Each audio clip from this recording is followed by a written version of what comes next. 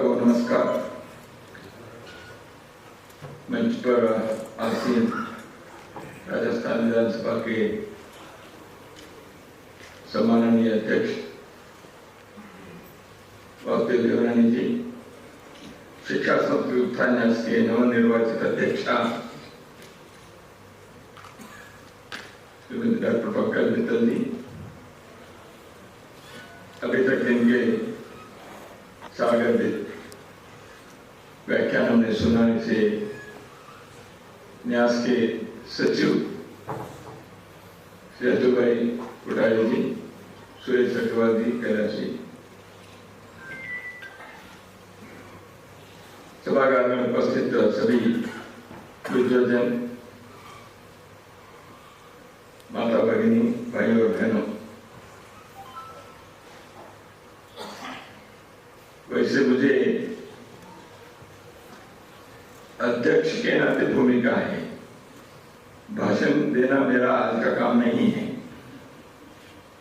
जो मुख्य विषय था शिक्षा में भारतीयता और व्यवस्था परिवर्तन, इस विषय के संबंध में श्री अतुल भाई कोठारी जी ने अत्यंत एक सार गर्भित और कई विषयों को उन्होंने छुआ, लेकिन संक्षेप में भी एक दृष्टि क्या होनी चाहिए और प्रयत्न क्या आवश्यक है, इसके बारे में आपने प्रकाश डाला। इससे अधिक इस विषय के बारे में अभी के सत्र में कहने की कोई आवश्यकता नहीं है, ऐसे मैं समझता हूं। शिक्षा का महत्व हम सब जानते हैं। शिक्षा केवल साक्षरता नहीं है, लिटरेसी तक सीमित नहीं है। शिक्षा केवल इंस्ट्रक्शन या इंफॉर्मेशन नहीं है, सूचना देने वाले तक सीमित नहीं है। कई बार ऐसा हो जाता है। शिक्षा ज्ञान देने वाले, नॉलेज, शिक्षा ज्ञान है, ज्ञान देती है, वो भी ठीक है, लेकिन शिक्षा इन सब के साथ विवेक जागृत करती है। विवेक, समझदारी, विजडम, इसको अध्यक्ष भाषण करने वाले व्यक्ति को वह विवेक रहना चाहिए।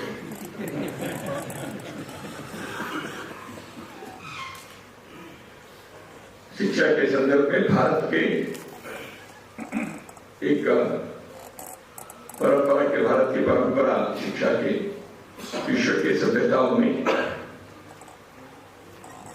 एक महान परंपरा के हम वारिस हैं। दुर्भाग्य से स्वातंत्र के पश्चात की पीढ़ी इस महानता को समझने में स्वयं प्रयास नहीं कर पाए। उनको वंचित रखने का प्रयास भरपूर हुआ। हमारी परंपरा क्या है? वर्तमान में शिक्षा के महत्व को समझकर उसको किस दिशा में ले जाना चाहिए। इसलिए किसी भी देश में अपने देश की शिक्षा अपने देश के लिए जैसे हो, भारत की शिक्षा भारतीयता के आधारित हो, भारत केंद्रित हो, यह कहने की स्थिति आ गई। विदेशी सत्ता के दौरान होना यह स्वाभाविक है, समझ सकते हैं, क्योंकि यहां आए हुए विदेश आक्रांताओं ने और यहां जिन्होंने राज चलाया, उन्होंने इस देश के प्रज्ञा को नष्ट करने के, उसको नाश करने के हर संभव प्रयास उन्होंने किया। उसका उल्लेख भी अतुल भाई ने किया ही है प्रारंभ में, मैं उसमें नहीं जाऊंगा। लेकिन देश में स्वातंत्र के बाद जो करना चाहिए था, क्यों नहीं कर पाए? प्रयत्न तो किए, लेकिन उस प्रयत्न से भी विरुद्ध दिशा में समाज के नई पीढ़ी के मन को विकृत करने के, विद्रूप करने के एक ऐसे प्रयास हो गया। इस कारण से इतने वर्षों के बाद भी हमें शिक्षा के भारतीयकरण के बारे में, भारत केंद्रित शिक्षा के बारे में चर्चा करनी पड़ रही है। सौभाग्य से एक महान प्रयास नई शिक्षा नीति के कारण जो हुआ है वह एक महाद्वार को खोल दिया है। अब भारत में शिक्षा के क्षेत्र में एक नई ऊर्जा, एक नए वातावरण निर्माण होते हुए हम देख रहे हैं। देर हो गई लेकिन दुरुस्त हो गए। तो इसलिए देरी हो गई, पहले ऐसे हो गया वैसे हो गया, इसकी चर्चा ज्यादा न करते हुए वर्तमान में क्या करना चाहिए इसको देखना चाहिए।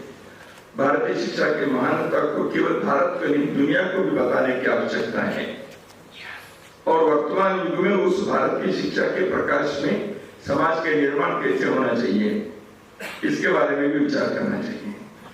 भारतीय शिक्षा ने परिवेश के अनुकूल शिक्षा, गुरु शिष्य संबंध, समाज आधारित शिक्षा, केवल राज्य सत्ता आधारित शिक्षा नहीं, कौशल निर्माण, अभ्युदय और निश्रेयस दोनों की समझ बढ़े ऐसी शिक्षा, इस प्रकार के हमारी शिक्षा के बहुत व्यापक यहाँ प्रयोग भी हुआ। अनुभव से, अवलोकन से, अध्ययन से अपने लोगों ने यहाँ के शिक्षा को इस प्रकार से विकसित किया था।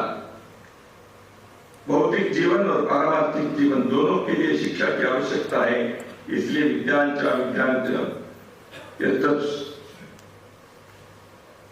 वेदो उभयम सह अविद्यायां मृत्युं तीर्था विद्या अमृतमश्नुते, ये जो उपनिषद में वाक्य है,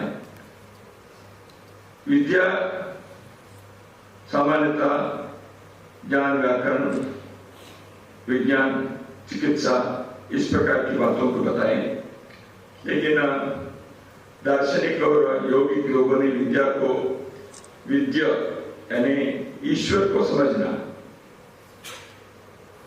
सृष्टिकर्ता के समझना, इस सृष्टि के जो व्यवस्था है इसको समझना, अध्यात्म को समझना, इसी को विद्या माना। बाकी भौतिक जीवन के जो विषय हैं उन सबको अविद्या माना। तो इसलिए यह विद्या जो है भौतिक शिक्षा के, भौतिक जीवन के लिए आवश्यक है। वह मृत्यु तीर्था, मनुष्य अपने मृत्यु तक का इसके सहारे अपने जीवन को अच्छा चला सकते हैं। तो उसमें बहुत सारे हैं, 32 प्रकार की विद्याएं हैं। शिक्षा, कल्प, निरुक्त, छंद, आयुर्वेद, धनुर्विद्या, ज्योतिष, सामुद्रिक, हस्तरेखा, कई प्रकार की इसको विद्या कहा है। तो इसलिए ये सारे विद्या है, लेकिन वो अविद्या है क्योंकि वो भौतिक जीवन के लिए आवश्यक है। अविद्या यानी अज्ञान, ऐसे एक अर्थ हो सकता है, लेकिन यौगिक और दार्शनिक लोगों ने इसको इस अर्थ से कहा गया है उपनिषद की व्याख्या करने वाले लोगों ने। तो इसलिए ये अभ्युदय के लिए आवश्यक है, भौतिक जीवन के समुत्कर्ष के लिए आवश्यक है। लेकिन मनुष्य केवल उससे अपने जीवन की परिपूर्णता की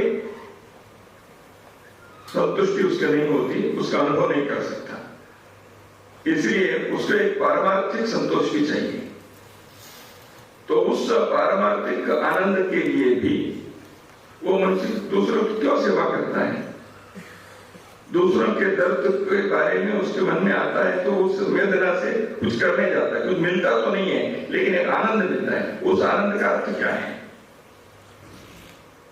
तो यह पारमार्थिक है, वो करना चाहिए, मनुष्य का कर्तव्य है।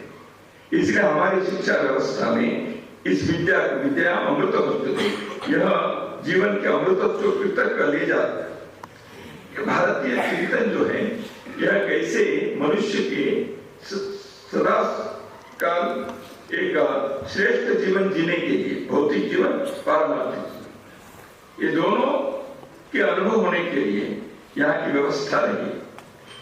उसको युगानुकूल कैसे इसको हमें करना चाहिए, इसलिए पंचमय कोर्स वगैरह वगैरह जो भी आज शिक्षा के विद्वान लोग सभी विषयों को रखते ही हैं, इसलिए मैं उसमें विस्तार से और गहराई से मैं अभी नहीं जाऊंगा।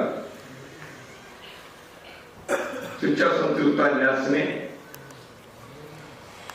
इन 16-17 वर्षों में एक प्रयत्न किया है। शिक्षा नीति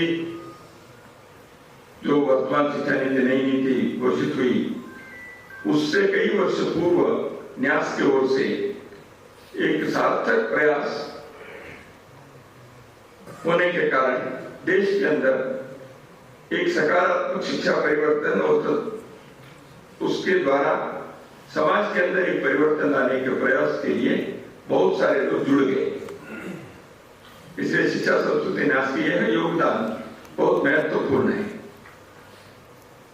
भाषा के संदर्भ में, चरित्र निर्माण के विषय में, वैदिक गणित में, पर्यावरण के संदर्भ में जो उल्लेख यहाँ हुआ, वो एक एक विषय भी देश भर में न्यास ने बहुत ही योजनाबद्ध तरीके से, बहुत परिश्रम करके उस क्षेत्र के विद्वान लोगों को वहां जोड़कर यह कार्य करने में वो सफल हुए। इन सारे विषयों को आज शिक्षा नीति में किसी न किसी रूप से उसके अंदर हम देखते हैं। इसका अर्थ न्यास में शिक्षा नीति के आने से पूर्व ही इसकी भूमिका कैसे लिखित थी, ये ध्यान में आएगा हमको। तो वर्तमान चुनौती लगभग देखेंगे तो 4-5 प्रकारों की चुनौती है। एक व्यक्ति जीवन की चुनौती है जिसके बारे में उल्लेख हुआ, एक साइकोलॉजिकल मनुष्य के अंतर्द्वंद, मनुष्य समाज में कैसे जीना चाहिए, व्यक्ति के तनाव, व्यक्ति के सामने की चुनौतियां बहुत सारी हैं। शिक्षा इसके लिए क्या उसके उत्तर देने में कैसे सहायक बन सकती है मनुष्य के निर्माण में। ऐसे ही समाज की कुछ चुनौतियां हैं। सामाजिक क्षेत्र में आज जिस प्रकार के एक संघर्ष है, तनाव है, ऐसे राष्ट्र के सामने कुछ चुनौतियां हैं। आर्थिक दृष्टि से देश आत्मनिर्भर कैसे बने, देश सुरक्षा के संदर्भ में कैसे सुरक्षित रहे, राष्ट्र के बहुत सारे ऐसी चुनौतियां हैं। और राष्ट्र के नई पीढ़ी राष्ट्र के विकास के लिए अपने योगदान देने के लिए कैसे उसको एक समर्थशाली, स्वाभिमान युक्त ऐसे पीढ़ी को तैयार करना ही आवश्यक है राष्ट्र के लिए। ऐसे मानवता के सामने चुनौतियां हैं। वैश्विक चुनौती के लिए भी भारत जैसे एक प्राचीन राष्ट्र जो सब प्रकार के उतार-चढ़ावों के बीच भी अपने सभ्यता और संस्कृति के श्रेष्ठ जीवन मूल्यों को सदियों तक अक्षुण्ण रखने के प्रयास में सफल रहा है। ऐसे एक समाज, इसके एक वैश्विक भूमिका, एक वैश्विक कर्तव्य भारत जैसे समाज को है। इसलिए अपने देश के लोगों को शिक्षा केवल अपने पीढ़ी के जीवन अच्छा होने के लिए नहीं, भारतीयता के कई विषयों को वर्तमान युग में लाने तक नहीं, विश्व के लिए भी हमें श्रेष्ठ उत्तर देने के ऐसे एक पीढ़ी को तैयार करना आवश्यक है। एक जमाने में यहाँ के लोगों ने कहा, एतद्देश प्रसूतस्य सकाशात् अग्रजन्मना स्वं चरित्रं शिक्षेरन् पृथिव्या सर्वमानव। पृथ्वी के सभी लोग यहाँ आइए, हम दुनिया के अग्रज के नाते हम आपको ये बताना चाहते हैं, यहाँ अपने अपने चरित्र को आप सीख कर जाइए। ऐसे कहने के एक आत्मविश्वास युक्त समाज वो किस आधार पर कहेंगे? उसके लिए चट्टान चाहिए। वह चट्टान इस देश की शिक्षा व्यवस्था से, शिक्षा प्रणाली से, शिक्षा की दृष्टि से वह आज प्राप्त होना चाहिए। इसलिए ये जो प्रयास प्रारंभ हुआ है कुछ वर्ष पूर्व, और उसके लिए एक अनुरूप वातावरण शिक्षा नीति के कारण भी आज निर्माण हुआ है। इस संदर्भ में हम सबके कर्तव्य बनता है, हम सबके समर्थन इस प्रकार के हर प्रयास के लिए चाहिए जहां किस इसके लिए प्रतिबद्ध ऐसे पीढ़ी तैयार करनी पड़ेगी।